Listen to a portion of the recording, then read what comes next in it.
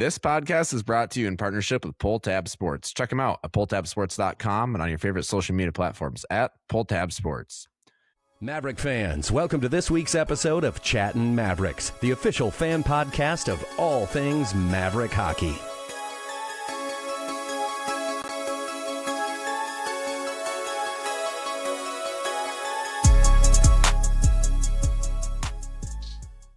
What is up at Maverick Nation? Man, does that feel good. Holy, I mean, the Mayo was backed and bumping and the student section answered the bell.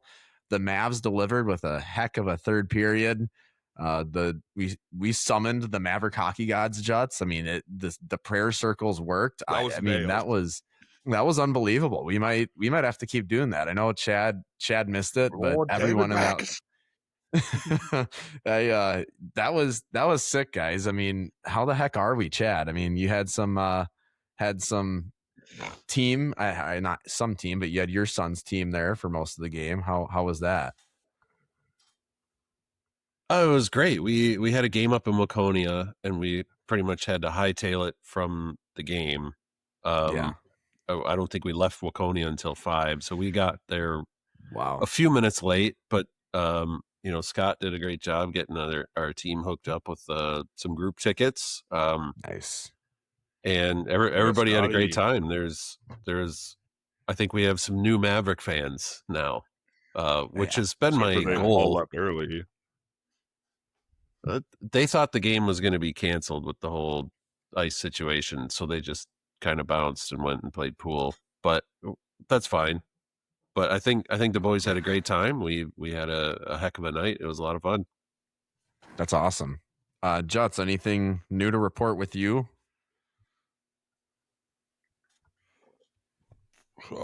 Section 217 might either love us or hate us after last night.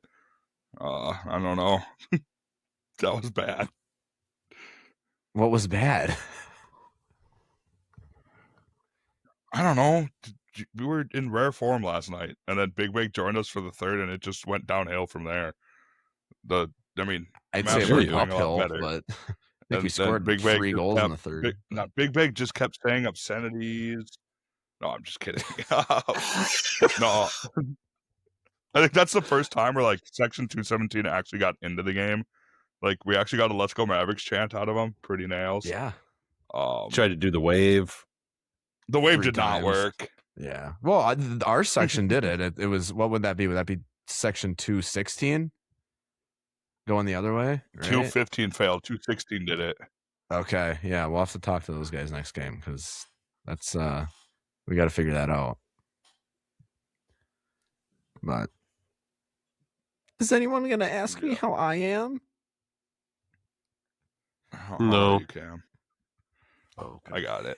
Big yeah, no, I'm doing pretty good. One Winona came out. It's all over Twitter. The Wild put that out. So cool seeing I really haven't seen it anywhere. The home barn all over Twitter.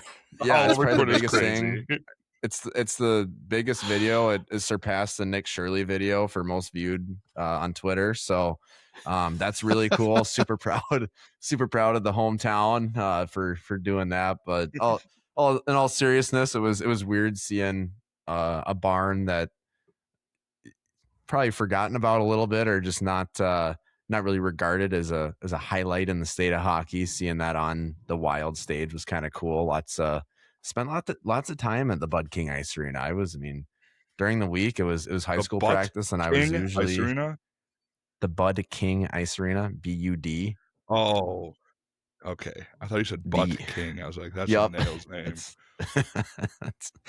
Yeah, no, that's not it. But it's a lot of time down there, Juts. Hanging out, and whether it's playing hockey or helping coach hockey after my practices, or just down there. I used to do some PA announcing for some games, so I always enjoyed doing that, playing the music. It was just cool seeing that out there.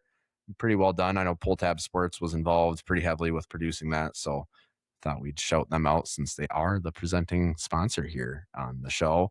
Other than that, I got some chicken chili in the crock pot going right now. It smells really good. Midcoast Sports can't figure out a condensed game, so that's not cool. And yeah, I mean, just super happy that we were able to summon the Maverick hockey gods twice during that game and do some rather obscene rituals and in a good 15-person circle. And yeah, it was awesome. Super excited. You might need to clarify that just a little bit for our listeners so that we don't get canceled. We all got in a, there's a bunch of fans, hands over shoulders, got in a circle, and we just started yelling for the Maverick hockey gods to bring us a win, and it worked. Okay. And I think we're gonna do it again next time. David Backus. I don't want to do it into the microphone because I think I'll break something. But there's a lot of obscene rituals in a 15-person circle could go many ways. Yeah, nothing like that. Big bag. No third world tribe. No heated rivalry today. That happened in the third when that kid tried to kiss us. They got a 5-minute major for it. Anyway, we trying to kiss me. We should really try to find a new topic here. Hopping into the news, looking at things. Tracy and Murr named to the Hobie Baker watch list. Shout those guys out. Tracy also nominated for the Hockey Humanitarian Award. So that, I mean, I don't know who else they'd give it to, but that should be on lock. The BLC event was fun. Juts, we were there. Got to hear from the women's coach, Sherry Dickerman, and Luke Strand. What is so funny? Like, what are you giggling at? Trying to have after it at the Blue Line Club event. Well, yeah, we were over. I mean, people give us their free beer tickets, and like we drink the free beer. I don't think that's that funny, I guess. But yeah, I love that they do that. I think that's cool. Hearing from Coach, hearing from both coaches. I'd love to get Sherry on. She's going over to the Olympics as an assistant coach. We'd love to get her on after that to talk to her about that experience and talk about that'd be awesome. Talk about the women's season so far, because they're having, I think one of the better years they've had in a while. So it'd be really, really neat to get her on and talk about that. So we'll consider that the formal invite out there if Sherry ever listens to our buffoonery here on Chattin Mavericks. One last thing here I wanted to throw in here. The Pizza Ranch Family 4-pack is back. This is right off the website. On February 13th, we're playing Bemidji, obviously at the Mayo.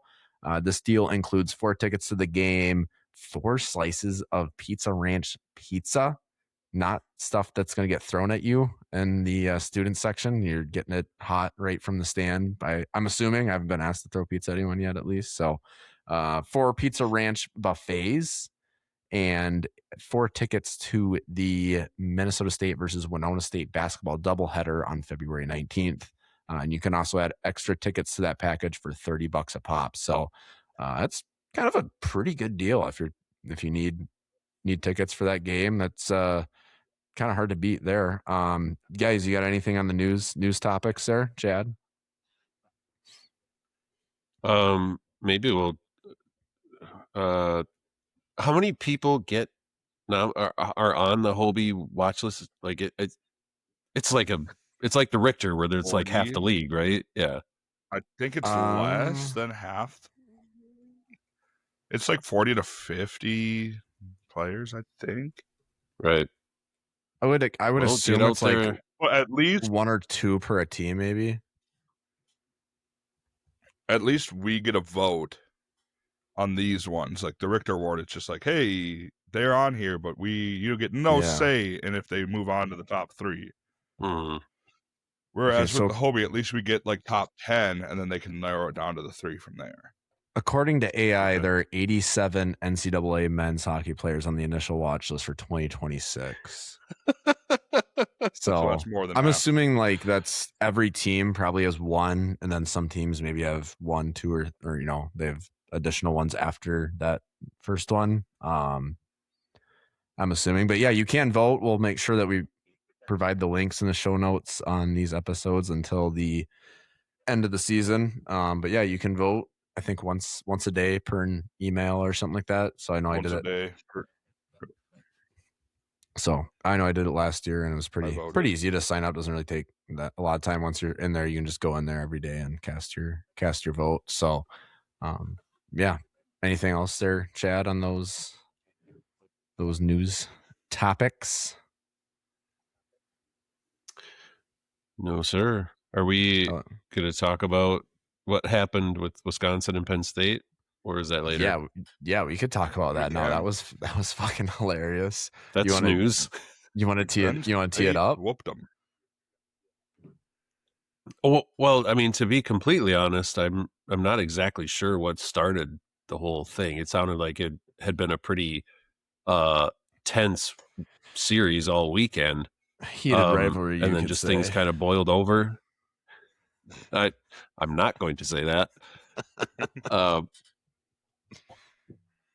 But things just boiled over last night. They were going after Quinn Finley, and Simon Tassie jumped in, and Quinn Finley might have broke his leg. I think it was amputated. It was amputated, and then they put it back on, and he's good to go. And he was back in the third. But that little clip of Hastings cussing, that'll get some use. We'll get some mileage out of that. Oh yeah, college hockey fans will. Guy Godowski's hand after the game. Yeah. No I think Wisconsin has to go. They have to go out to Penn State still this season, I believe. Ooh. So that'll be interesting when they go out there. I'm almost certain I saw that. I'm looking right now. We'll just say it's true. Hold, please. Yeah, I thought that was hilarious. So seeing Hastings kind of refuse to shake hands from the little that is confirmed. They have to go out there. Last weekend of the season, they're going out to Penn State. Jeez, yeah, that's gonna be nuts. That'll be interesting. Yeah, I mean, I think Penn State. I saw one of the nights. I think the score is like 7-2. I think that was on Friday. They really kind of took it to Wisco there, and obviously things were getting chippy. And I think what led up to that exact moment, from what I saw on X, was I think there were Penn State's guys were either cross-checking or tripping a Wisconsin player as they were just kind of like letting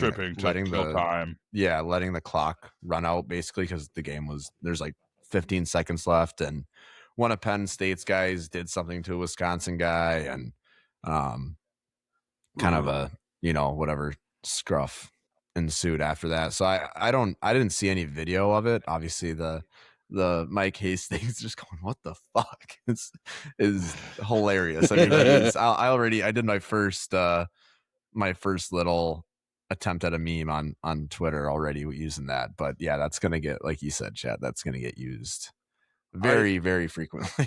I also think the Gophers have lost like not to do it, but 6 or 7 games in a row.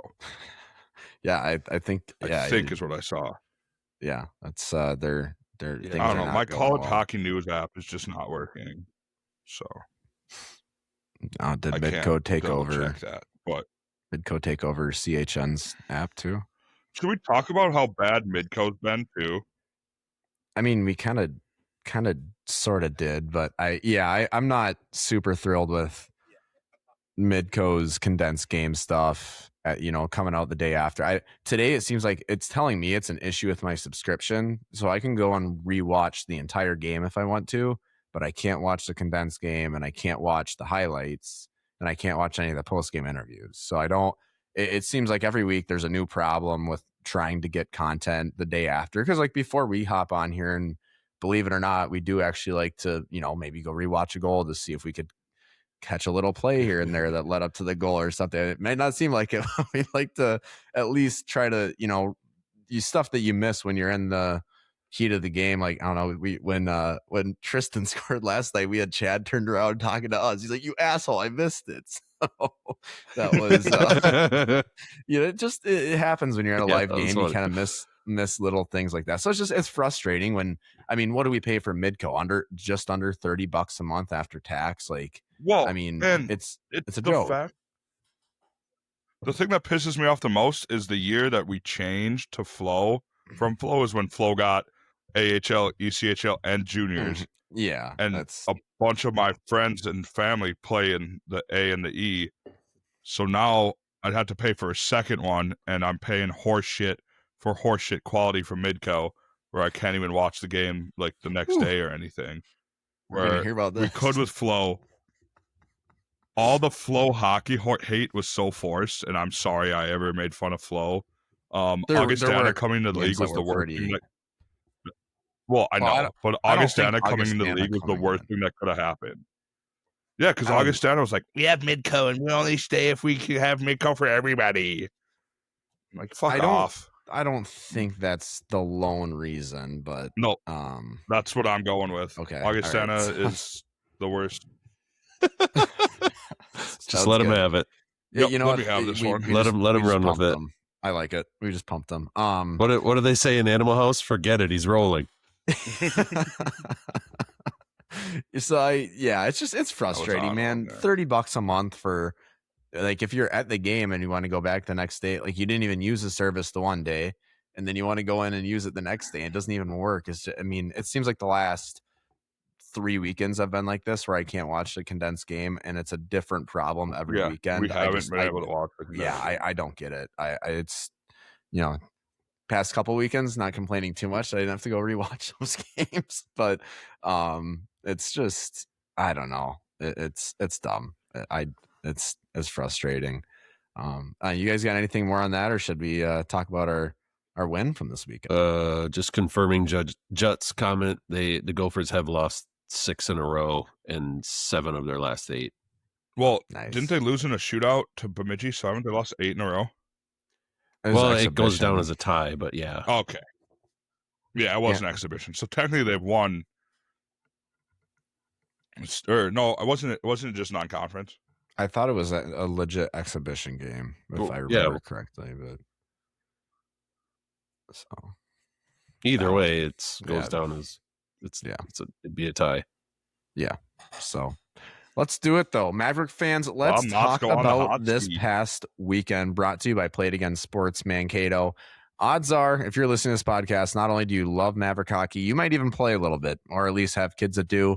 Play It Again Sports Mankato is your one-stop shop for all types of hockey gear needs, whether it's a brand new twig for your kid or a used cup for your Tuesday night beer league. Play It Again Sports Mankato has you covered.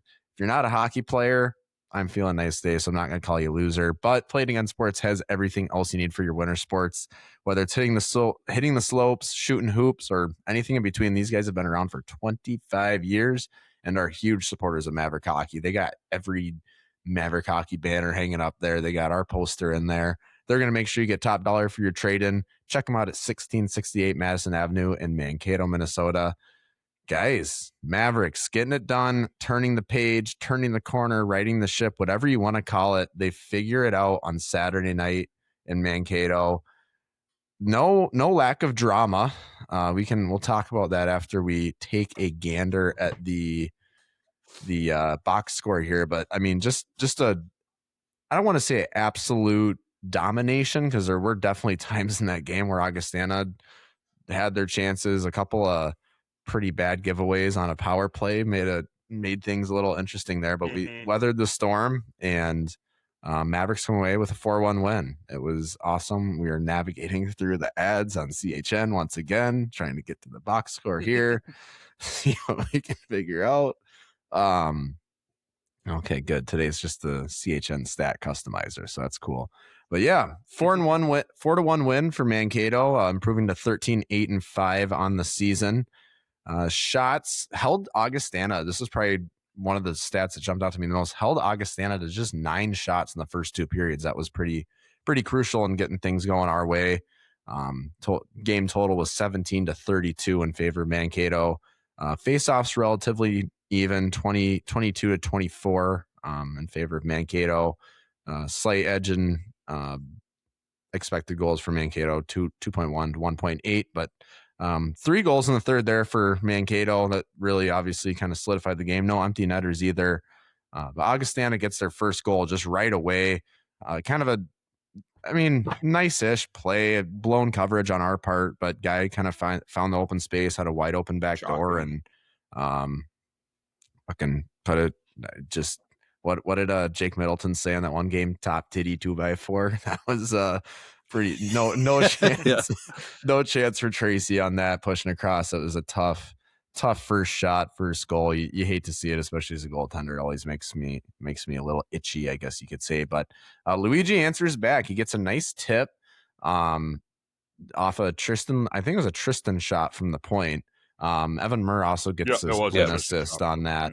One thing I wrote down on this goal, that Murr made that insane keep in at the blue line probably 15 seconds before they scored, where he was just full out reaching, kept it in, got the puck down, calmed it down, and obviously ends up going in there, which was needed. That place really got into it. Great crowd at the Mayo, 4,800 is what they're calling on here. It was that place was bumping. Like we said in the intro, student section answered the bell. But Ian Samoza gets his third goal of the night, or third goal of the season, first goal of the night, assisted by Alex Zetterberg and Jack Smith. They're just right at the beginning of the third period. And then Tristan Lemire comes down, really nice shot, kind of from a tough angle, just shelves it on Kotai, proving who the better goalie on the Spengler Cup team was. No shots there. Tracy would have had that one. Oh, easily. Assisting on that one, Liam Watkins. So I guess, does that kind of count as a Chattin Mavericks bump? Maybe. I mean, you got a point, so we could say as a soft relaunch of the Chattin Mavericks bump. What's that, Chad? Delayed bump for Luigi, and then an assist. Assist bump. Yeah, okay. We call a delayed bump for anybody that was on the podcast then, Big? I feel like it's only the next week. That's reaching with the delay. I mean, well, it was Liam and then Luigi before that. So I mean, I let you have your little flow hockey rant. Give me this one. Bryce Strand also getting an assist on that Tristan goal, and then Ian Samoza gets another one, gets his fourth of the season, second of the game. Jack Smith and Ralph McManus assisting on that one. Both of Ian's goals pretty similar, just two goals in the crease, using his size. I said last week.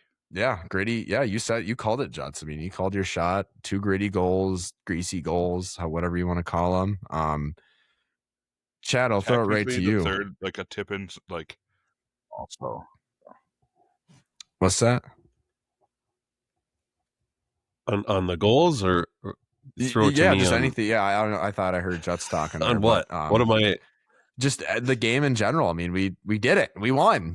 We did it, Joe. It's yeah. As I was, we did it. Yeah. As I was yelling pretty much from my seat all the way back to my car, I was yelling, "We are back!" And mixed reviews, honestly. Like in the arena, people were like, "Yeah, we're back, baby!" And then outside the arena, I did it again. And a couple people, like the people around me, did nothing. And I was like, oh, no, nobody cares. And they're like, we care. We're just cold. I'm like, well, do something, say something. Like we just, are your teeth frozen? We just won a hockey game after losing 4 out of 5 or whatever it is. Yeah. That was interesting. But the game overall, like I thought the Mavericks were in control. And maybe that's because I showed up after Augustana scored their first goal, and I had a little, maybe a different perception, having not had my heart broken by them scoring 2 minutes into the game. But I felt like the Mavericks controlled that game. I mean, if you look at the shots, I kind of wondered. I mean, the situation with the ice in between the second and third period, everybody's, I mean, it's the biggest ice situation in Minnesota right now. Everybody's talking about it. I thought that was going to be a negative outcome for us. Just the momentum they seemed to have going into the third, and then with Samoza scoring a minute into the third period, right on top of where the whole like rut or where the ice situation was. You can cry all you want. It was such a great moment because we were just like, the ice is perfect. Everything. Like, that was such a great moment to have him take the lead a minute into the period, right on top of where the whole issue was. Yep. So my thing on that goal is, what did Augustana's coaches see? because I pulled up mid-code next to Cam, and it was so obvious that the puck was loose that because they challenged that one for him having it covered, but it was so obviously covered. Cam and I go, yeah, I can see it moving, and his pad's not down. So I don't know what their video coach was, but he needs to not be their video coach no more. Yeah, well, I thought it was strange that when they challenged it, I looked over at their bench and it looked like they were trying to tell the refs we don't want to challenge it. They were like waving their arms and like, wait a second. It made me wonder if they had not intended on challenging that, but or if they who saw knows? the weird angle, and then once they saw the right angle, they're like, "Oh crap, that's so loose." yeah. Interesting, But I'm not sure. I didn't catch that, and maybe they were just challenging from like a stupid review.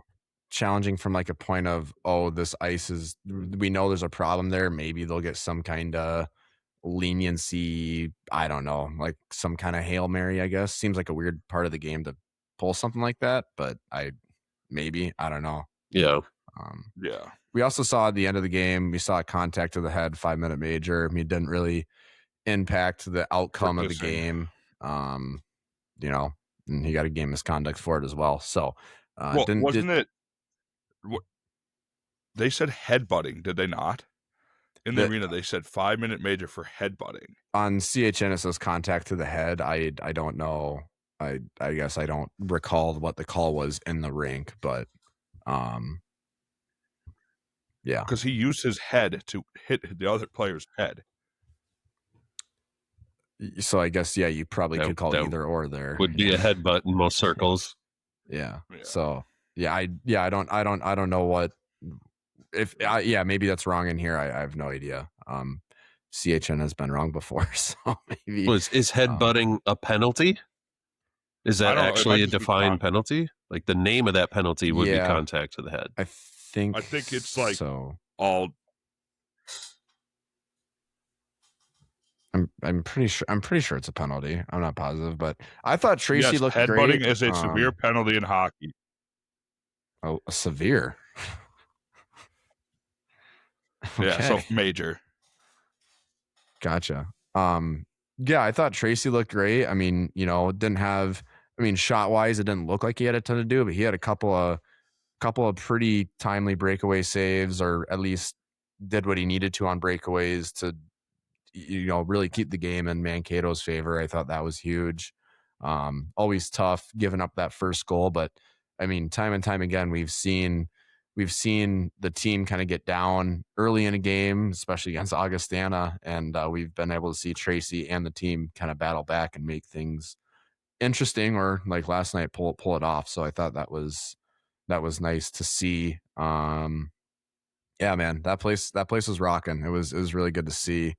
It was just a fun night, right? Like it just felt like, hey, yeah, we're back. Like this is huge. Honestly, I mean, the stoppage was kind of fun. Like we were dancing on the Jumbotron. We're 5-1 when I've been on the Jumbotron dancing. So I do with that information what you will. I thought student section, we said it 3 times. 4-0.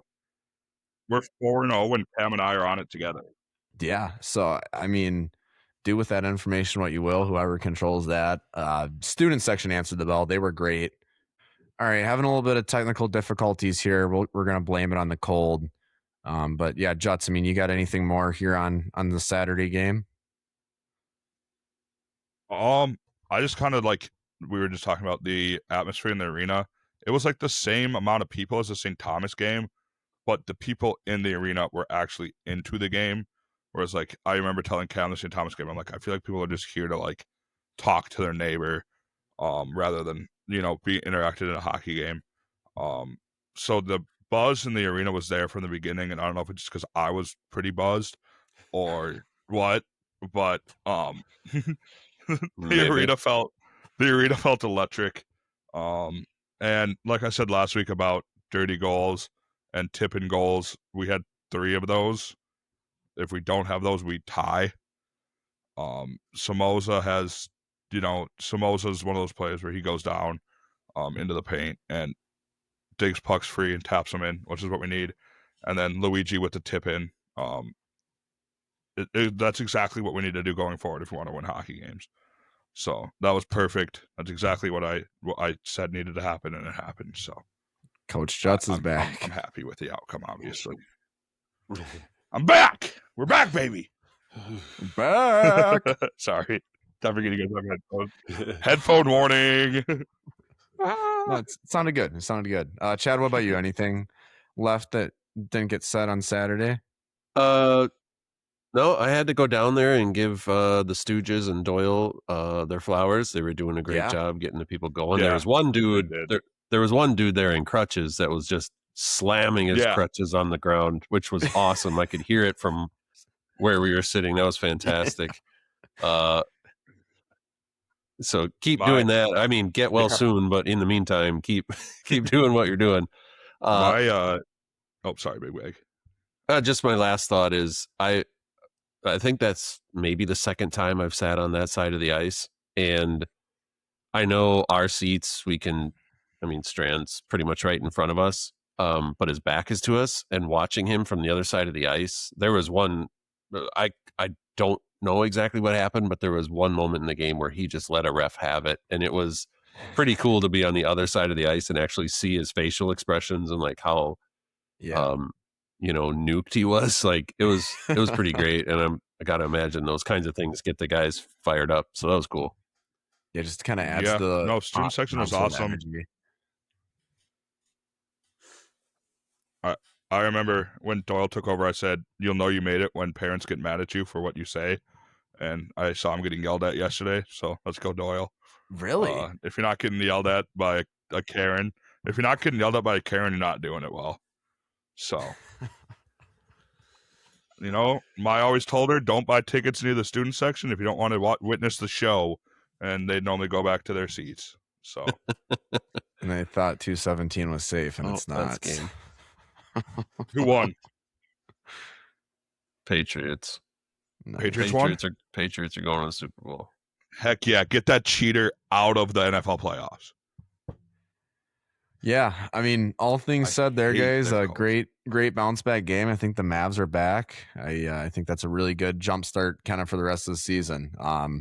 It's as much as that result was great, the CCHA is tight this year. So let's take a look. Let's take a look around honestly, the hardest conference in college hockey is kind of starting to reign true here. But looking at the CCHA out of town scoreboard presented by Captain's Patch, win or lose, if you're looking to booze, you got to get your lips on the cans of a Captain's Patch. This raspberry, lemon, infused shandy is perfect for any occasion, whether you're watching the Mavs, hitting up the ODR, or pre-gaming Front Street, or celebrating your kids' win in the parking lot of All Seasons Arena. Captain's Patch always satisfies. Wherever you end up finding your seat, be sure to snag a pic and tag Captain's Patch and 10K Takes on Instagram and X. Drink up, Mankato. Captain's Patch. Earn your seat. Let's take a quick look at the out-of-town scoreboard from this weekend. Some interesting results. It wasn't all everything that we expected. On Friday, Michigan Tech really taking it to Northern at Northern, 8-2 win there. St. Thomas, I was watching this game on Friday. They go down 3-1 in the first period to Lake. Lake eventually gets another one, makes it 4-1. And then the Tommies battle back and win this one 7-4. This Tommies team, man, there's not many games that they're out of. They are, until the final whistle is blown. I know. It is scary what these guys have been able to do. I mean, we saw the one against Northern when they scored with like 3 seconds left, and it's unbelievable what they've been able to do from coming from a deficit. Weird situation too with Rico Blasi not being on the bench due to an illness this weekend. I thought that was a little strange. I thought it was. I wonder if he traveled and then got sick. Hopefully, he just got to stay home. Yeah, you would hope so, because that would be a pretty brutal trip to. Not that I care how Rico Blasi really feels about his trip and his travel, but hopefully it's nothing serious. I mean, obviously him not being on the bench is. But you care how his daughter feels about your father. I think his daughter blocked me on Twitter. Bowling Green over Bemidji, 3-1. Bemidji continues their slide. Things aren't going great. Bemidji as bad as we thought things might have been going here in Mankato. Bemidji's struggling too. St. Thomas gets the sweep over Lake State, pretty convincing 5-0 win there on Bemidji Saturday. might be the worst team in college hockey right now. They're struggling. Be careful what you say though, because we don't want to upset the hockey gods with anything. Northern Michigan in regulation over Michigan Tech, 3-2, probably the most standing out score on Saturday. I mean, some are probably watching the Mavericks game is probably one of the more important scores of that night too. But I mean, just taking any points away from any of the teams above us right now, and Tech's one of those teams that could prove to be pretty important here come this final stretch of the CCHA season. And then Bowling Green really kind of taking it to Bemidji 5-1. Bowling Green gets the sweep there. So taking a quick look at the standings, I believe the Mavericks are still in 5th place as of today. St. Thomas at the top, 42 points. Michigan Tech right behind them at 30, or not right behind them, but at 37. Bowling Green at 36, Augustana 35, Mankato 31, Bemidji 25, Lake State 20, Ferris State 9, and serious trouble here for Ferris State of getting overtaken by Northern Michigan is Northern Michigan's now at 8 points on the season. So there's a battle for the basement, and obviously that 9th spot is pretty important because that 9th spot does not get to play in the playoffs. Still very much open for the Beavers. I don't see either Ferris State or Northern doubling their points this year to catch the Beavers. But or Lake State. As long as they start winning after, if Ferris goes on a run after next weekend, I'll be cool with it. That's too little, too late. Yeah, I don't. It would help us. That would. Yeah. Absolutely. St. Thomas obviously has a pretty decent cushion sitting there at first place with 42 points, and the next team's at 37. That's not super comforting to look at. But just got to win our games now, right?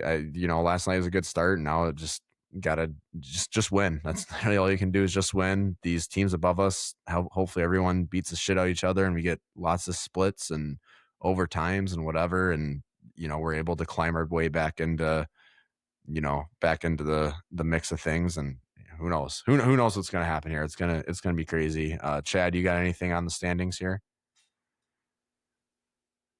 Yeah, I mean, this weekend we needed as many teams ahead of us to not get all their points as possible. We managed to get that out of Tech and, obviously beating Augustana. There. And then going forward, I mean, I feel like we're in a good spot to climb up the ranks a bit. I mean, a lot of these teams ahead of us are going to be playing each other. We get a shot at Bowling Green, and then after that, we're playing teams lower in the standings. Not that guarantees wins, but let those top 4 teams, like you said, split with each other, go to OT, do whatever it is. I guess I didn't think far enough ahead to find out if going to OT helps us or hurts us, because then both teams get points. But yeah, that's true. Let them cannibalize each other, and we just keep winning, and maybe we can get up there. I mean, it would definitely help because I'd rather have a 4-2 points rather than 6-0, I guess. Because think about it, that helps. Like if Tech and Augustana play each other, it helps. It depends who gets what points. I guess. Like if you're. I mean, it's gonna. Yeah. You're literally gonna have to look at it as a game by game basis, and then Tech has 37, but who they're playing has 31. It's like, how do you want those points split up perfectly? That's gonna be kind of the thing. I think we're even in games now, aren't we, with everybody? Games played. Everyone is at 18 right now. Yeah. Okay. So.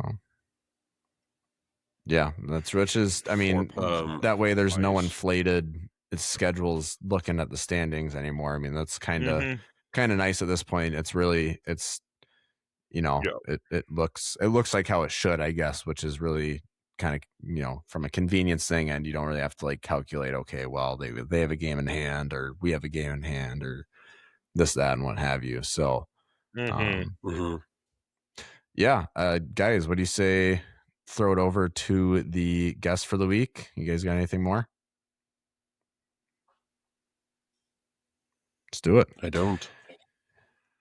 It's time for this week's interview brought to you by Maverick Sports Grill. Located on Front Street, Mavericks is just a short walk away from the Mayo, making it the perfect spot for a pregame meal and drink. With penalty box booths, more Maverick memorabilia than the bookstore, fantastic food, a mini Jumbotron, and a wide variety of drinks, you'll feel right at home as a member of the Mav fam.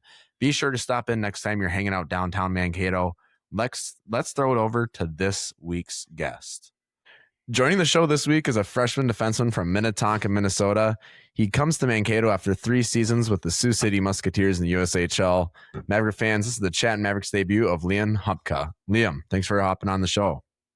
Yeah, thanks, guys. Appreciate it. I'm excited. Yeah, so, I mean, we were just kind of talking about it before we started going here, but, just touching on this weekend, I mean, you give up the first one pretty quick, but you're able to respond and come out with a pretty convincing win. I mean, we heard from both coach and Somo and their pressers kind of talk about how intense practice was this week. Is that kind of what set the tone for Saturday? Yeah, 100%. I mean, the last 2 weeks, we've kind of been pounding the stone in practice, leaning on each other, iron sharpens iron mentality. We knew something kind of had to change within our game from all those losses and those tough games we had. And so we made a group decision to kind of switch up, change, and get back to work. And the past 2 weeks, we've had really good practices, been leaning on each other. And I think it's shown on ice. Obviously, Michigan Tech, we didn't get the result that we wanted, but we're more worried about how we play more than kind of the scoreboard at the end of the day. And I think Augustana, we were rewarded with the result we wanted. Yeah, absolutely. Chad, what do you got? So a lot of times in these situations when teams slump, whatever you want to call it, whatever you guys went through these last few games, a lot of people look to the upperclassmen to kind of guide them through this. But I've been watching you in juniors and seen videos of your, leadership skills that you've shown in juniors. What can you do in these situations, or what have you done in these situations as a freshman to kind of help this team get out of this hole?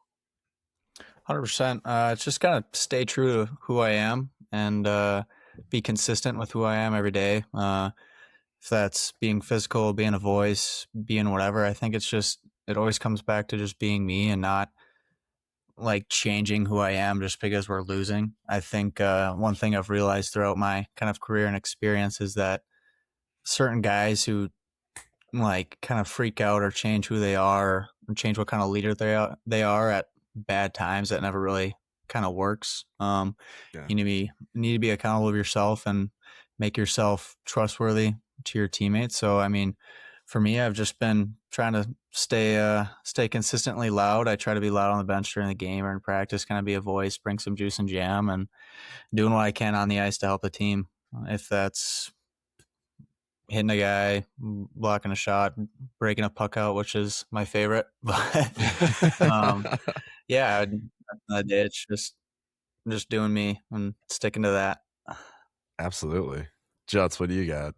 Yeah, so walk us through like what you guys, what coach was telling you guys in that weird like 40-minute intermission between the second and third yesterday, and like what was going on. Like what we saw, like 2 or 3 gashes in Kotite's crease, or was that what it was?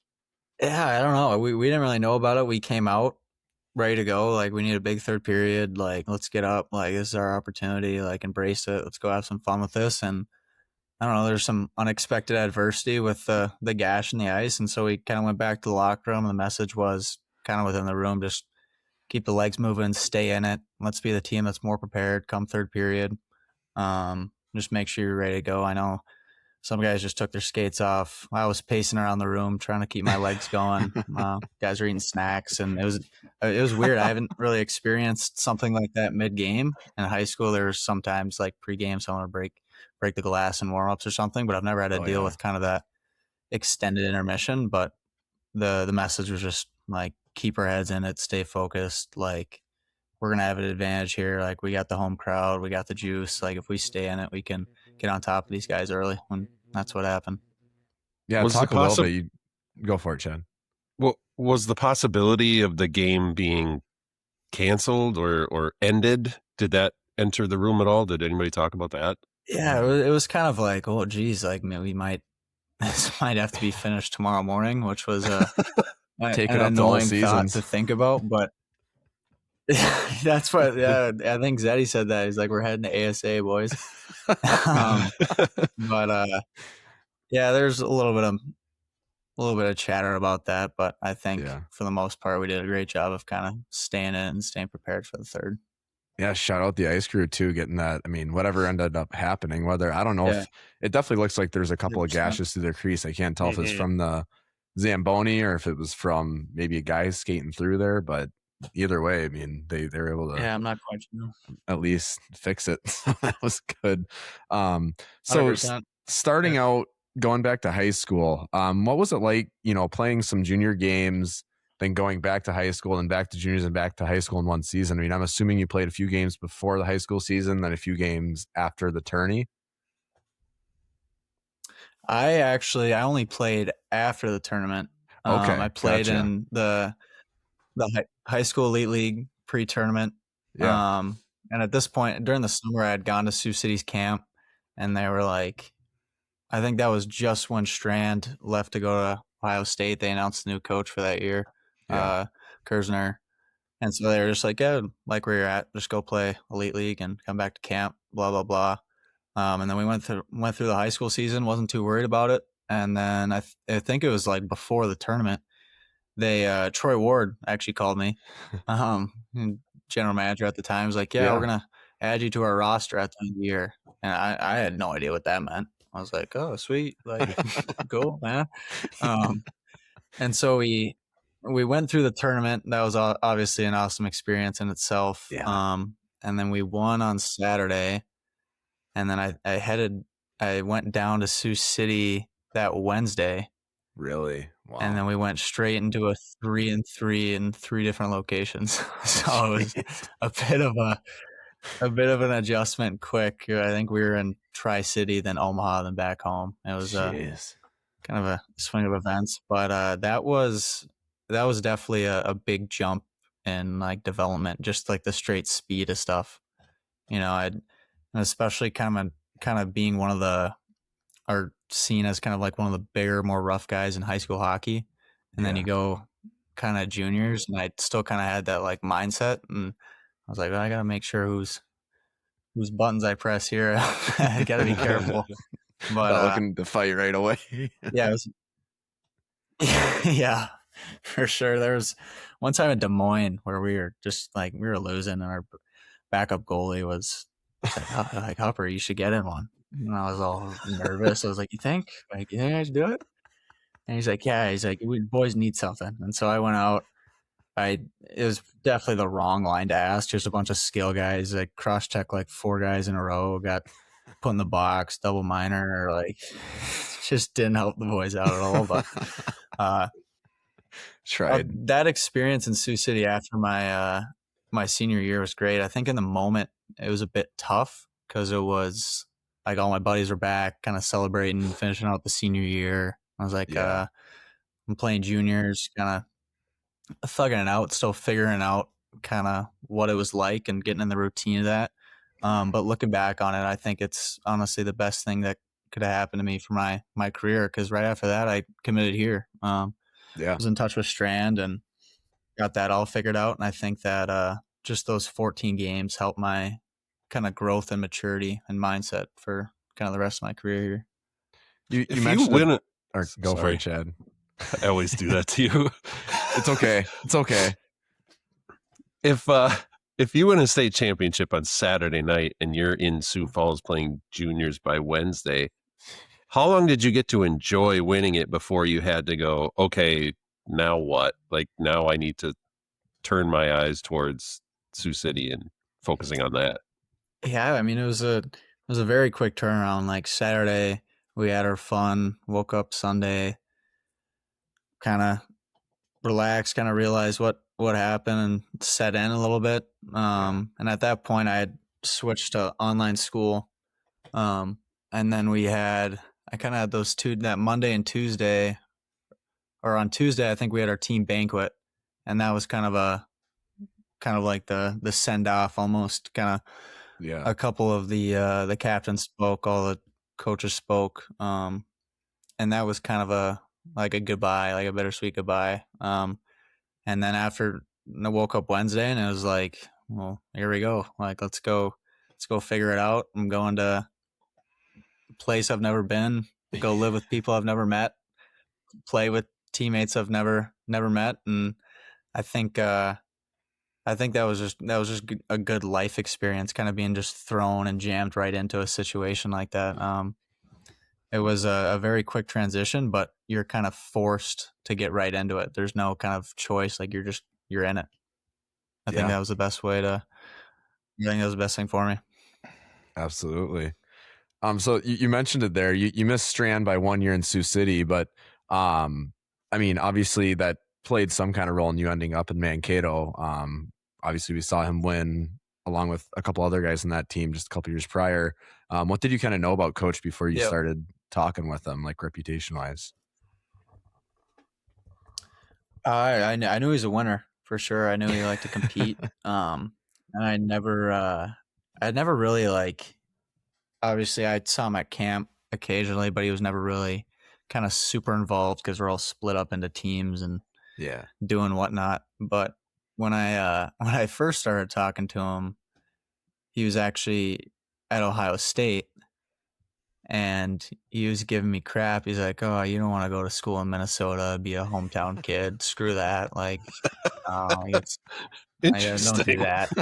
And like 2 weeks later, he was talking to me. He's like, "So, like, you want to stay home or what's the deal here?" Which was pretty funny.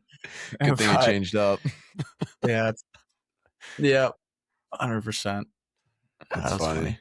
Chats, what do you got? So on your elite prospects, it says you played first year Bantams and EP, and then second on Minnetonka. Is that right? I know a lot of the time. That's correct. Yeah. So my mom's house was in Eden Prairie. So I played Minnesota Made all the way up until Bantams, which made me the greaser I am. But I played Bantams at Eden Prairie. And it was that was kind of when they were juiced with like all those guys. Like it was, they had Langenbrunner, Middlestat, Blake, Batchelder, like the whole deal. And it was that program, it was getting very small. It was like, I think there was only 3 Bantam teams that year or something. Wow. And I was kind of just like thinking ahead towards varsity, like trying to make a varsity team my sophomore year, and thinking about high school and stuff. And so I had a couple buddies that went to Minnetonka, and I kind of had a talk with my parents, and they were more pushy for me to go to Minnetonka, and I was kind of more lenient. I was like, I got friends here, like I just beat whoever's there out, blah blah blah. But eventually came to the consensus that it'd be a better idea to kind of go play there, and it ended up being a great decision, a fantastic decision. Worked out. Played that year of Bantams and ended up making it my sophomore year. And my sophomore year, we were 1 game away from going to state against that kind of stacked team with Blake, Holt, Batchelder, Langenbrunner, Langfells, all those kind of top guys. We lost in overtime. But eventually my senior year, we got the job done, but it was it was a tough decision in the moment, but looking back, it was a very good one. Yeah. There's no names like that down in the Big Nine, I can tell you. So there's a few of them, but not as many. You missed the team with like Brink, that Minnetonka team with Brink that won it, didn't you? Yeah. That would have been when you were Bantam. Okay. That was 18, I think. So that was my Bantam years. Okay. Gotcha. What do you got, Chad? I'm old. It's just every player that we talked to that played in the state tournament, I always got to know, what did you say to the camera during introductions? Just a hi, Mom. That was classic. It. Hi, Mom, and a smile. All growing up, we would always watch. Like as a kid in Minnesota, you're always watching the tournament, and my mom would always be sitting next to me. She's like, "If you're ever there, you better say hi to me." That's what she would tell me. And so when I got there, I had some funny ideas of doing some dorky like beauty stuff, but at the end of the day, It was high, Mom. I almost buzzed my hair and bleached it before that tournament. Yeah. We just went with the mullet. Mm-hmm. Eventually got to that, but you bleached it right before you came here didn't you? Yeah, at the end of the year last year, guys are like, "Yeah, let's buzz our heads." So I was like, "I buzzed my head like 5 times. Like, if I'm gonna buzz my head, I'm gonna bleach it." So they're like, "Okay."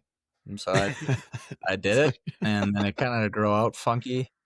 And I was about to come down here, and I was like, "No, might as well just redo it." And my first impression of all the guys looked like Slim Shady. I was rocking that for a while. I thought you were gonna keep if anyone's ever called you Slim Shady before. Yeah, I've grown the nickname Slim. That's a big one around the locker room, but it'll be back. I'm guessing springtime I'll get it going again. Okay. I don't mind it. Good to It's know. easy. Okay. Yeah. Low maintenance. Hey, wear a hat, don't wear a hat. You kind of do whatever you want. Messes up your hair though. I remember when I did it, my hair was not the same for like 2 years. Hair advice from Jots. It was so burnt on split ends. Yeah, I just got a cut recently. I had kind of frosted tips going on. It was like down to my shoulders. It was nice. A bit but I'm not too picky with my hair, but when it gets annoying and I've got to worry about it, that's when I don't like it. That's kind of why I've rocked the buzz a little bit. But I was like, one fit. I went for one fit in my helmet. I don't know if that was the hair's fault. Well, I could barely fit in the helmet to begin with, so if my hair got too long, it would not fit. No, we're getting to it. I can't put my helmet on right now.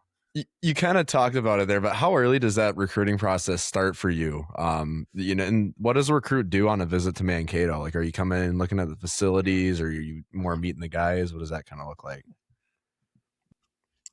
I kind of had a unique kind of recruitment here because Strand was brand new as well, and I think I was the first one to actually take a visit with him. Because while I was here, he was still figuring out where everything was, where stuff was on campus, like asking people like, "Where's this? Like, how do I get to here?" kind of deal.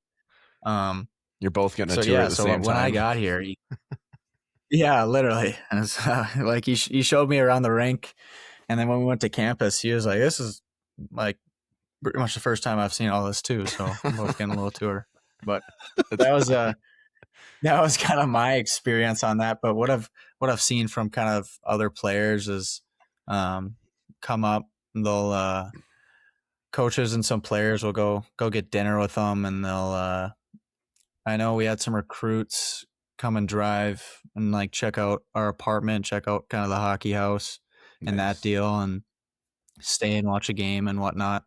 From just what I've seen with already committed players and non-committed players kind of coming in. But for me personally, I had a bit of a unique experience. That is funny. I know like way back in the day, I don't know if it's been a thing in a while, but do they still do like an overnight where a recruit would get to come and stay, like watch a game and stay overnight with guys or something like that? Or is that not really something that happens anymore? I don't know. This year we haven't had one. I know. I don't know if any other recruits kind of in the past years have. I know other schools kind of do that deal where guys will like fly out and do whatever, whatnot, but I haven't seen or had one. Yeah, I suppose it probably makes more. It depends how far they are too. If it's makes more sense to do a weekend or just a day or something like that. But for sure, Chad, what do you got? I got to talk to you about something on your bio page. Tell me about your thrifting hobby. Oh yeah. You're a thrifter? Yeah. There's a piece right there. That's right in the. Let's see my finger. That's a LeBron James Ohio State jersey, which is funny because he never played in college. random stuff I find. I don't know. I do enjoy like probably 60%, 70% of my clothes are thrifted.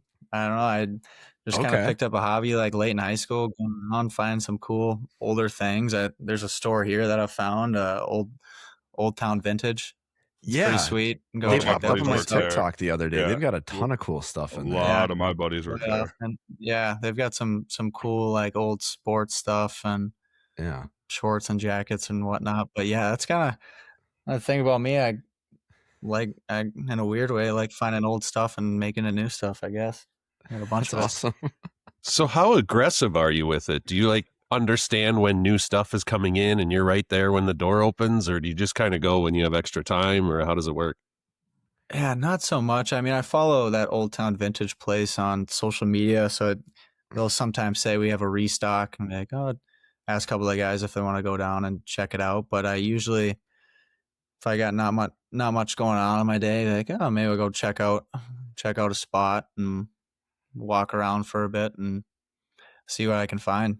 That's awesome. I'm assuming the whole vintage jersey thing was just unbelievable news to you then at the beginning of the year. That worked out perfect. Yeah, that was pretty sweet. Like that was those Jays are sweet, man. Yeah, they those are awesome. Those are awesome. I got my Mayo Maniac one back there. It's a gem. Oh yeah. That's what you got. All right, so I started asking this like a month ago, and you're the first American we've had on since then. So Cam's got to do better at that before the Olympics. We've had like 3 Canadians on saying they're going to win the gold medal. It's my bad. In Italy.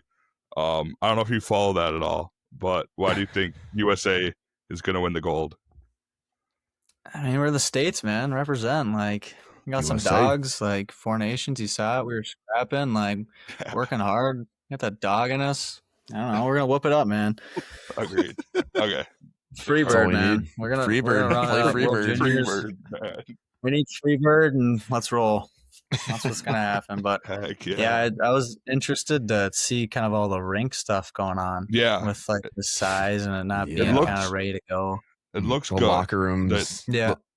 Locker rooms of unfinished drywall in them, like last week. So I don't know what's going on there. The ice looks good. There might be 0 fans in the building, but the ice is ready. That's all that matters. As long as we don't use our Zambonis over there, we should be okay. Yeah. I'm excited for that though. It's been a while since NHLers in the Olympics, like especially like in my lifetime. What was the last time? Sochi? Yeah, like, 20. I think so. Like 12? 2012. Was it 16? Yeah, something like that. They haven't gone in 8. So yeah, like I was 8, 9, 10 years old. Like I don't really remember that, so it'd be kind of cool to see those guys compete at an Olympic level. I'm excited to watch. The 4 Nations was so exciting last year. It's nice to that's just like a little that was unreal. Little sniff of what we're gonna get.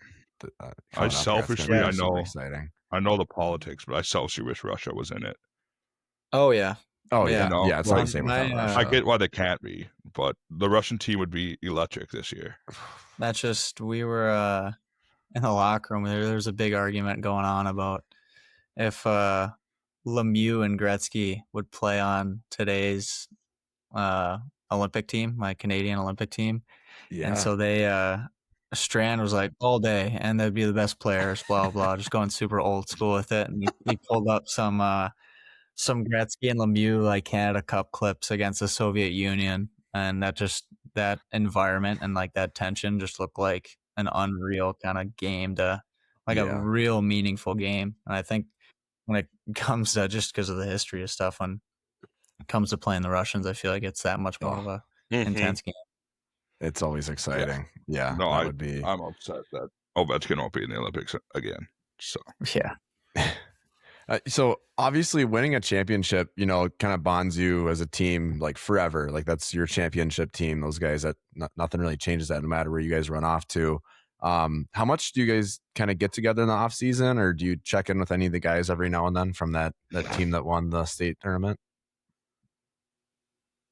100%. I mean, I'm in contact with a lot of those guys. I think something that was cool about that team, like, that was meaningful to me, was that all the seniors that were on that team, like I'm the only one still kind of playing now. That just meant so much to me, just to see those guys kind of pour their heart out and accept their role and really go for it. Kind of those guys that kind of soaked playing through JV all the way up until their senior year. Yeah. When we got to that position, they were like, we're going to do it. We're going to do whatever it takes. We understand we've got some young talent. like put us wherever, like we just want to win. And I think for me, that was kind of the coolest part, was kind of seeing those guys sweet. do their thing. And I think that at the end of the day made us win was their acceptance and their hard work. But all my senior buddies I'm still in touch with, like I'll go see over winter break, hang out with them, shoot the shit, play poker, do whatever. And the younger guys, like I lived with Gavin and Luke Gary last year in Sioux City, obviously. So those are some sweet dudes. Yeah. Past summer we had a full team get together, which was pretty fun. So I think it'll be a pretty often consistent thing. We're a pretty close, tight group of guys, and we all enjoy each other's company for sure. Yeah, that's pretty sweet. Juts, you got one? Oh, I did. I Hey, haven't Chad, done, you I got haven't done this in like 5 weeks. No, I was doing so Shut up. good. Yeah, you are. You're doing great. So I mean, time will tell, obviously, how this season's ends up. But just at first glance, looking at the body language of the boys in the locker room after last night's game, and just kind of how people were feeling, does it feel like you've turned a corner, that you've kind of gotten out of this hole, or is it going to take another big weekend at Ferris to really feel like you've righted the ship? Yeah, I mean, I feel like we've always had the belief, like, and we've always known what we can accomplish. It was just the matter of going and doing it and executing. And so like our group, like there's no panic. Like everyone just stayed true to what we do, who we are, and just went right back to work during practice. Obviously the points are important and the wins are important, and we're going to take care of those the rest of the way. But I think last night was a good first step in the right direction for us to kind of push through the rest of the year and get into a playoff mentality, because from here on out, it's pretty much, you could say it is playoffs. You know what I mean? It's go time. It's everything matters. We're just trying to get better every day, pushing at each other, sharpen each other up, and get ready for the playoffs. Absolutely. I got one last serious one. Then I think Juts might have remembered his question, so we'll throw it to him to end things here. But I guess it's kind of a two. I got two questions I want to ask. But are you a big hockey nerd when it comes to like watching NHL off the ice? Are you consuming lots of hockey? Whether it's pros or other college hockey or stuff like that. And then for you, what has been the biggest adjustment coming from the USHL to college hockey? When it comes to being like a hockey nerd, it's kind of interesting as I get older. I would just call myself kind of a sports nerd. Yeah. Like I'm kind of invested in all Minnesota sports, like Twins, like how the Twins doing, how the Timberwolves doing, how the Vikes doing. Like when it comes to all that stuff, I would say I'm kind of an all around sport nerd. I kind of enjoy watching everyone do their excellence and just kind of their own unique way, and just kind of look at it from a different perspective, or a different, I don't know, I kind of find beauty in just the different sports and everyone's doing. But yeah, big nerd, checking up on scores. You see who's leading the league, blah blah blah, kind of that stuff. Yeah. And I'd say biggest adjustment for me would probably be time management. Juniors, it was, you'd wake. I mean, last year for us, I'd wake up, make breakfast, get to the rink, have fun with the guys, pretty much, go home, play video games. Like that was a life. And this year it's kind of, I got to think more about when can I get the stuff I need to get done, like fit in homework. When can I make sure I eat? When can I get my laundry done? Or go get groceries, or I don't know, I got to get my oil change, just small stuff like that. I think that's kind of been the biggest adjustment for me, to kind of plan out in the kind of the shortened time periods that I have. I've noticed that you get really busy really fast. The busiest I've been in my life for sure. Yeah. Which makes time go fast, which I don't know if that's necessarily a good thing, but time goes fast. So you kind of got to manage what you got to do within that time. Absolutely. That's a good answer. Juts, what do you got? Yeah. So what does a game day look like for you? Like stereo or what's the word I'm looking for? Superstitions. Are you superstitious or like what goes into a game day for you? It's a big word. I would say when it comes to being superstitious, I feel like my superstition is not really to like have one. I feel like I'm very kind of open-minded and kind of go with the flow of whatever I'm feeling. You know, sometimes random game day, I'll just change a tape job or something or flip something around. I think I don't know why I kind of like to stay in that routine of just kind of switching stuff up.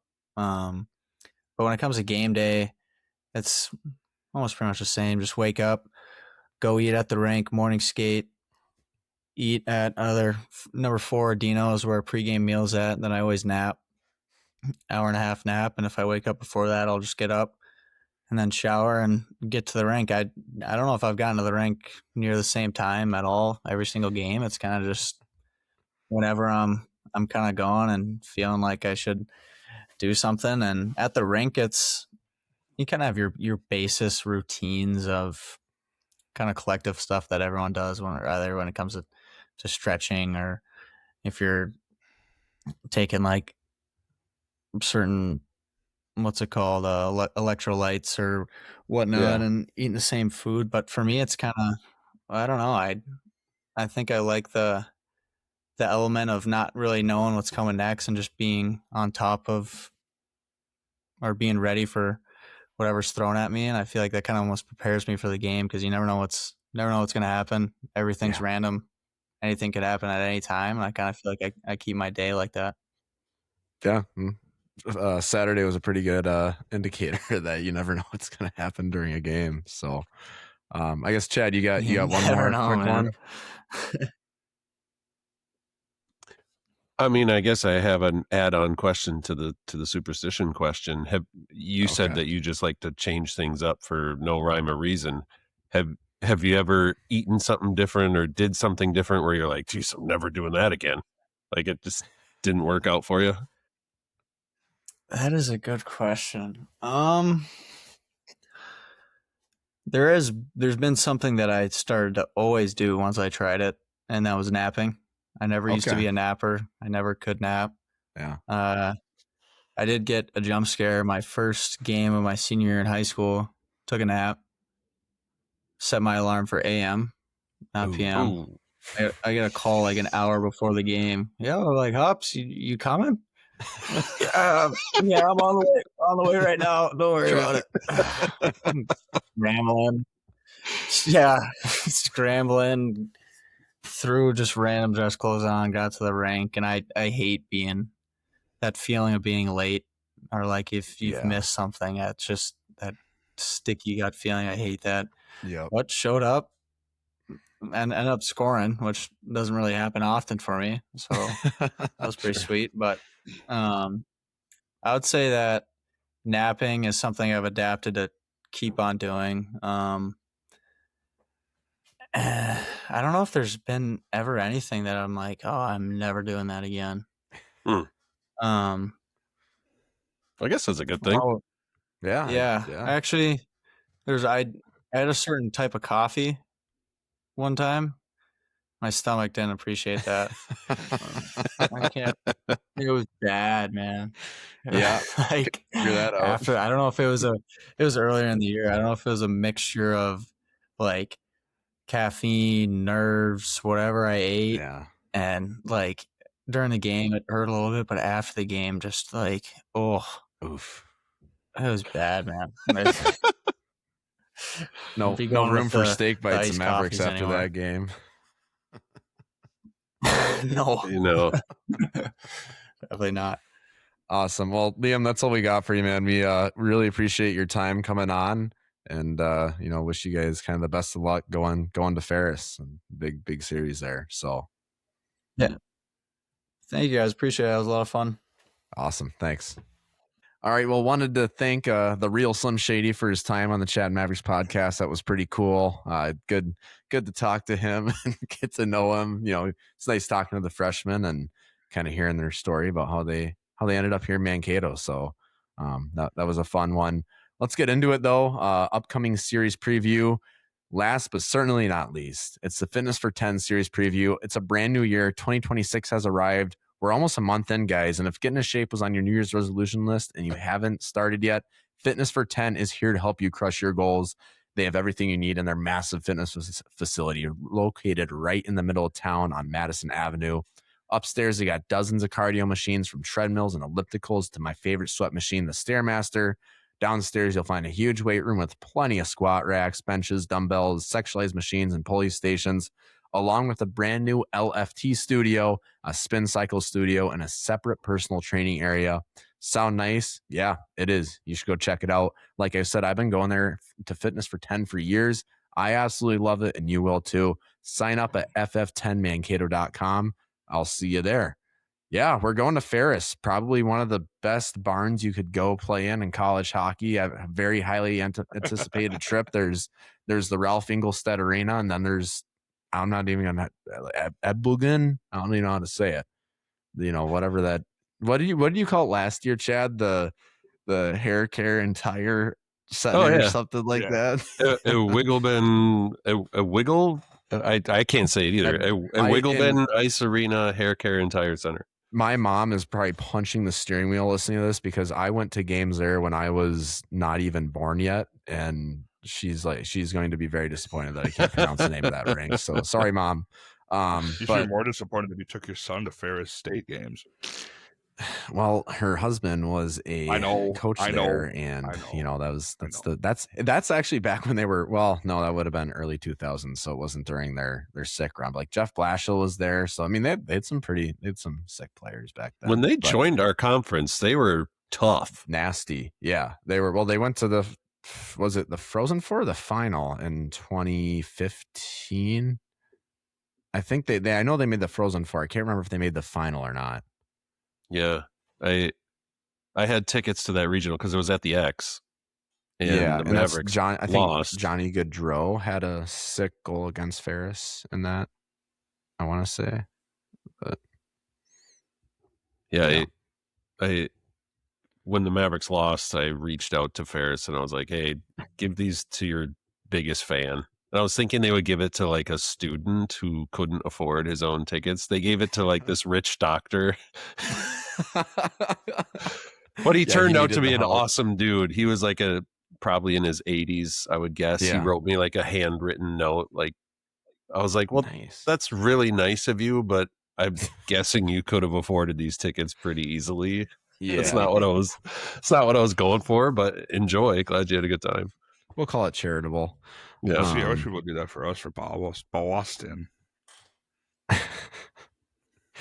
Yeah, that would have been cool. Anyway, I'm looking at Ferris' schedule here. Lots of L's. Lots of L's on their schedule.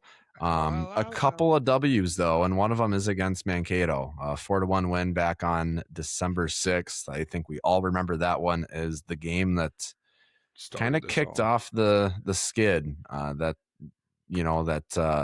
didn't go great on that Saturday night, despite Stender's sick Chad Mavericks bump just the night before. That still burns my eyes just thinking about it. So, I mean, time to answer back, right? Like this is a team below us in the standings, not having a great year. They have not won a game since that December 6th date. They have not even gone to they've gone to overtime once against Augustana, ironically. And that was their last game. They had this past weekend off. It looks like, they had this past weekend off. So, I mean, this is, like you said, Chad, earlier, this is one that you just need to get all six, right? Like there's really you don't want to screw around here. You need all six. If you want to start climbing back in the standings, this is one that you look at and you're like, yeah, we need these six. What are your thoughts on this one?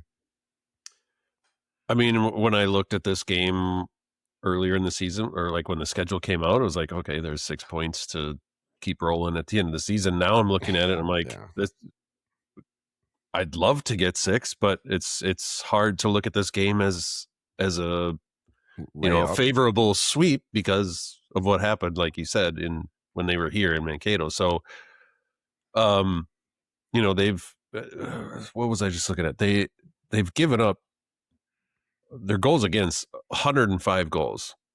Yeah, I mean, the next Northern's given up 98, but then after that, everybody else is 80 or below. 105 goals. I mean, you gotta score. If for a team that needs to score, this is your chance to play a team where you can score. Yep. And you got to make it happen early and often.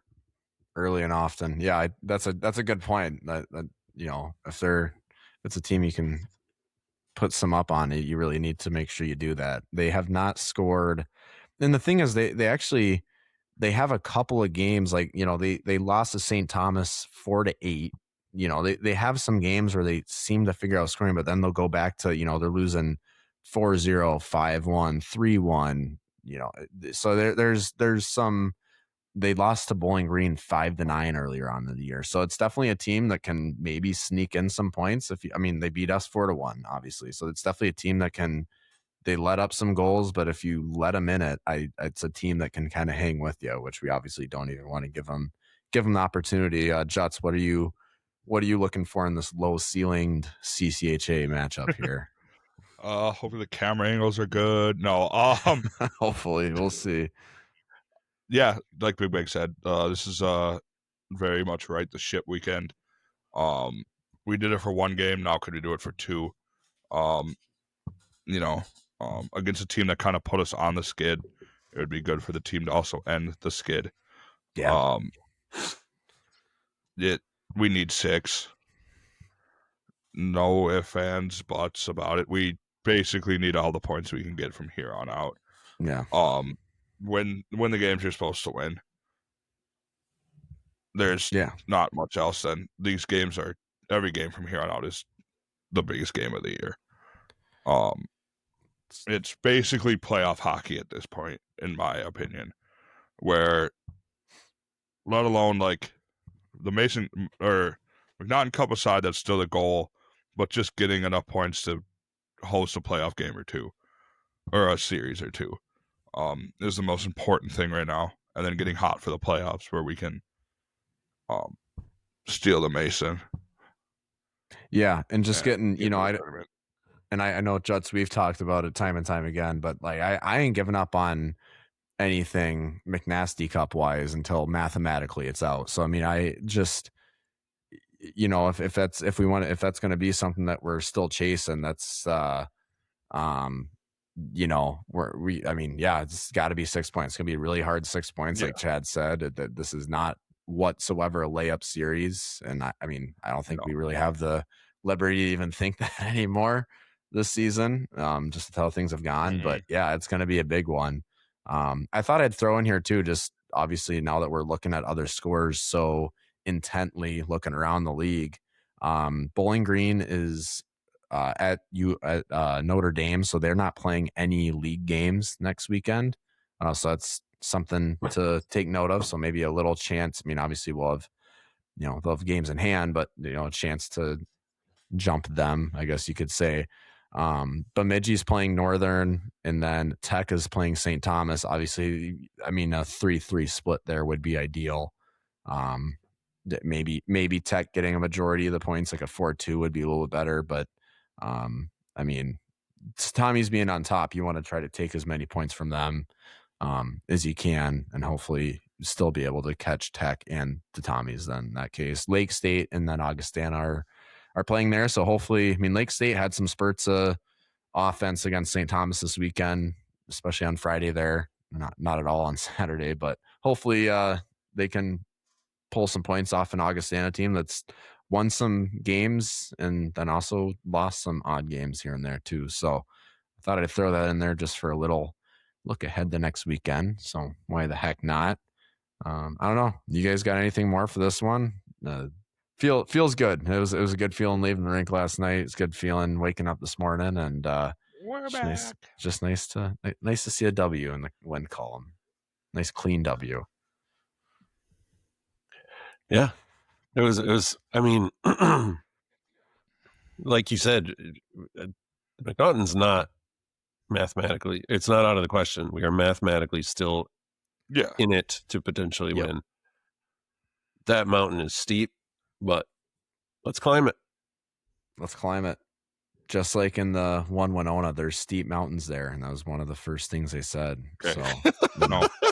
Some of us had to drive me. them to get home every day. So it's very possible. My parents walked them both ways. No, we use their Uphill cars. both ways to school. I mean, Heck of a- when heck you're of a workout, ranking though. hockey towns, if you're ranking hockey towns in at the Minnesota, bottom. it's War Road, Roseville, Hermantown. Hibbing, and then right there, Winona. Yep, you betcha. It's Really, it's on the up and up. Everything else, Eddie Big Nine. Soupy's gonna have a serious problem. Soupy's gonna kill you. Andy Carroll's gonna kill you. Snoopy's gonna be in my DMs. The Zamolics are gonna kill you. Have The put some respect Watkins on are the going to kill beginning. you. Yeah, keep the going. legendary Let's see Watkins what else we hockey got. legacy. What's that? Any more? Not that I can think of right now. There's a couple out there, but I will say one of Winona's defensemen is the highest scoring D-man in the state right now. Paxton, I think. Is that kid from California? No, it's the coach's kid. Oh, so, which they horses. ironically did move here from California, but a while ago. So You technically, cheating California, bastard! But they moved like 6 years ago. homegrown Winona hockey. They moved to the epicenter of high school hockey in Winona. I'm telling you, it's on the up and up. One Winona, baby. Pulltabs runs the place, keeps it funded. Yeah, I got nothing more, fellas. That was a fun one, fun interview. Hope everyone enjoys it. Thanks for everyone for sticking. Oh fuck, that's right. X questions. Good call, Juts. That's why we keep you around here. Yeah, let's get some X questions. A lot. My worth is noted. You get to stick around one more week. Yeah, we'll keep you on. You just bought yourself 7 days, fella. Huge. 1 week contract. All right, the Positivity Podcast. You're How gonna we replace you with feeling? Doyle. How we're not gonna do that. Starting off here, a lot more statements and questions here. But Alex Micheletti, what's up, I don't think we have a Alex? single question. There's a couple in here. Winning cures all, like Coach said post game. Nice to have Trace some run support. Yeah, it was nice to get. I don't want to say an easy night, but I mean, I feel like they've just been pouring it on Tracy lately and just getting him a game where he's got to deal with 16 high quality scoring opportunities and do his thing, and he's only letting in one. I think that was important, very much so. BC is posting a picture of Strand in his suit, and he's saying, "Have you ever seen a more dripped out coach?" I mean, that is a great sport code. Yeah, there is no better dripped out coach. Yeah, I mean, that's about as good as it gets. Maybe Mike Hastings when he gets cherry red in the face. He's dripping sweat, maybe. Old F Hasty you, over F there. you, Penn State, F you. Burnsy, hopefully the boys take Saturday as a sign that they are more talented than recent scores have shown. Let's sprint to the finish line, guys. I think hopefully kind of get some confidence back in some guys, and I think I think Strand said something about getting those first two lines going, and them kind of doing that. I think was important. I don't know, Chad, you got anything there? It's not a question. Yeah, no, on that point though, like he was saying that the top six had like a closed door meeting among themselves to kind of get themselves going, and it looks like it paid off. Yeah, they he look said great. something at the Blue Line Club too, where he's like, "I'm done." Yeah. He talked to he said, "I don't have a quote unquote top six because it changes all the time." But I went to like Luigi and Watkins line, and I said, "I'm tired. I'm not giving you guys a workhorse anymore. I'm not giving you a Sawyer. I'm not giving you a Ron or a Reed." And he goes, "You guys have to figure out how to be goal scorers, how to go down and get the pucks for yourself. I'm done spoon feeding it to you guys if you're not going to work for it on the other end." Yeah. So it sounds like whatever that it worked. So And then another thought there. Speaking of Strand, post game, did you watch that? Did you hear him say something about Luigi got cut and got stitches on his arm or He something? went out early. He went out early, like after his Is first that what shift. that Me and was? Cam saw him leave, Yeah. and he didn't come back.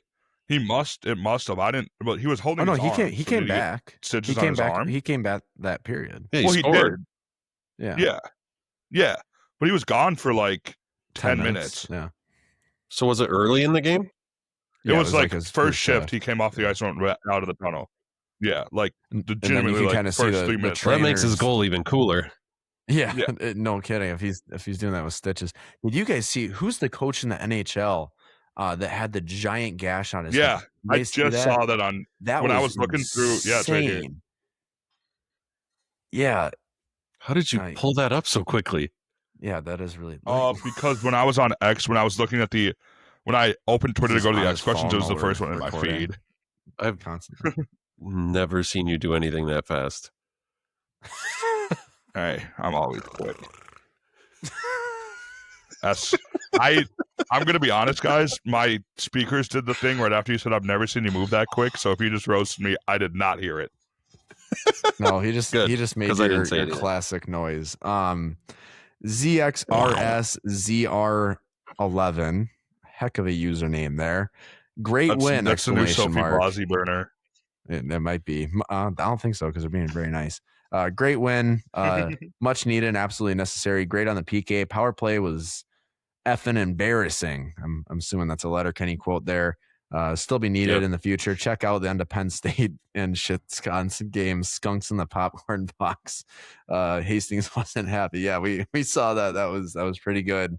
Yeah, I mean, I mentioned it there a little earlier on the episode, but yeah, giving up those two odd man rush breakaways, one Bergmanis kind of had to take that penalty on to prevent anything super crazy from happening. Mm-hmm. And Tracy obviously is able to deal with them as well. But yeah, I mean, yeah, don't want to see that in the power play. So hopefully we can get that figured out and dialed in. Now, not a lot of questions here, so I can just rattle them off, I guess. Bobblehead Maverick says winning is fun.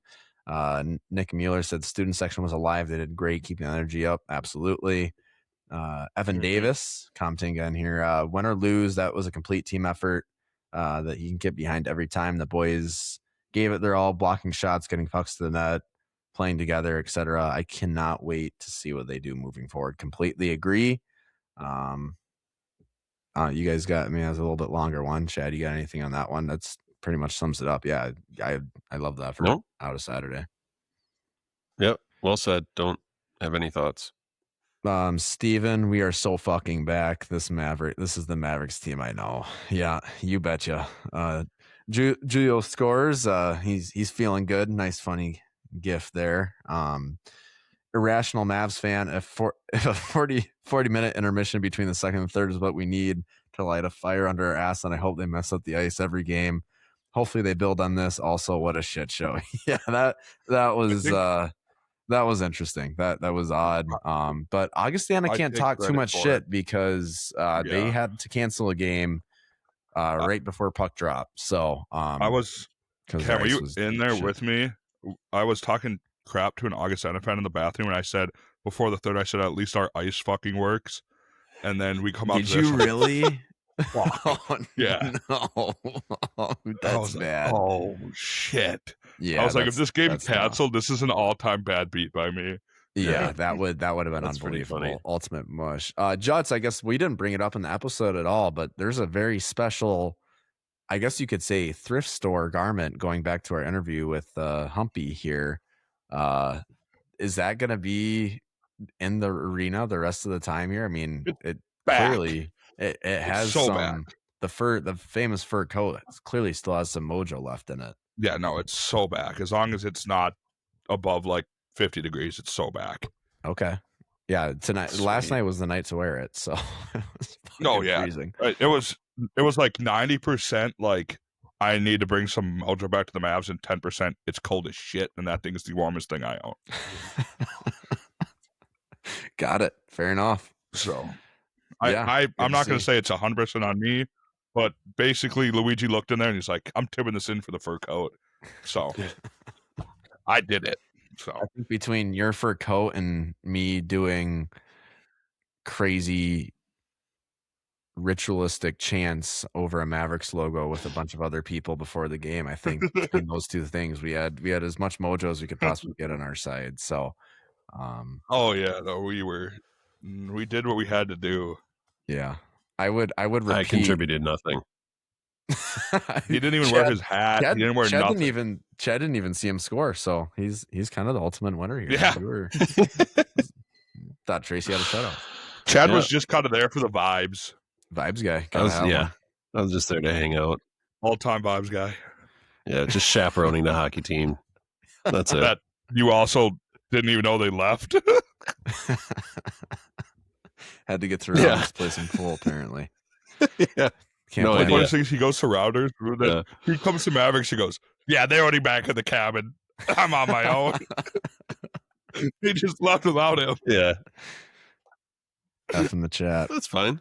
I had a Well, car. guys, that's I think that'll wrap it up. That's a good spot to end for we're up to episode 17 here on the Chattin Mavericks podcast. So thanks for tuning in. Season 2. This has been, obviously spirits are much higher now, so hopefully we can keep this rolling. Hopefully Midco doesn't have any gaffes on streaming from Ferris next week, and if all goes well, that's where you'll be tuning in. So we'll see everyone next week. As always, roll Mavs.